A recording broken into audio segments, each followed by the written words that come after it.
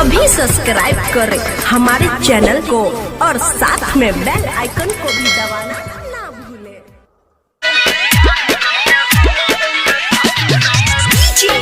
विकास क्या नाम है आपका?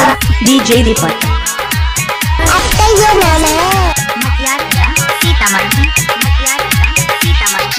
माँ वैष्णवी फिल्म्स की प्रस्तुति। डीजे दीपक। मिलत हो तोरा भतडहा में, हे गे यार वाला प्यार न मिलत हो तोरा भतडहा में। कोइर के दोसर से बियाह सुन रहे हैं दीपक म्यूजिक इंटरटेनमेंट की प्रस्तुति। कोइर के दोसर से बियाह कनबे हमारे ला ससुरहा में।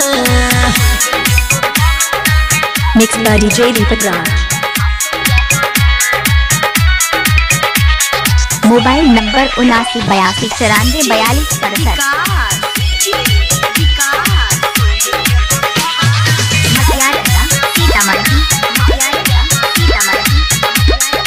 डीजे दीपक। जिंदगी बेकार हो तो शादी के बाद गे, रही रही तो खाली हमारे है याद गे। सिजोल जिंदगी बेकार हो तो शादी के बाद गे, रही बजरंग टोल से जोड़। खाली हमारे है याद गे। मिले खातिर हमारा से छोड़िया तू रह गे सदा में। मिले खातिर हमारा से छोड़िया गे रह तो सदा में।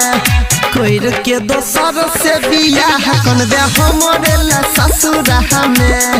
कोइर के दोसर से बियाह कनबे हमारे ला ससुरहा में। क्या नाम है आपका? डीजे दीपक। आपका ये नाम है? माँ वैष्णवी फिल्म्स की प्रस्तुति। बाजे नहीं अब की हाल हो तो तोहर, हम तो तुम्हारे छिए उससे जोड़। दोसर। हे गे बाजे नहीं अब की हाल हो तो तोहर, हम तो तुम्हारे छिए खोज लेबै दोसर। सोनिया नील वाला मजा तू तो ताकै छही के कदह में। मिक्स बाय डीजे दीपक राज। कोइर के दोसर से बियाह कनबे डीजे दीपक। ससुरहा में। हे गे यार वाला प्यार न मिलत हो तोरा भतडहा में। कोइर के दोसर से बियाह कनबे हमारे ला ससुरहा में।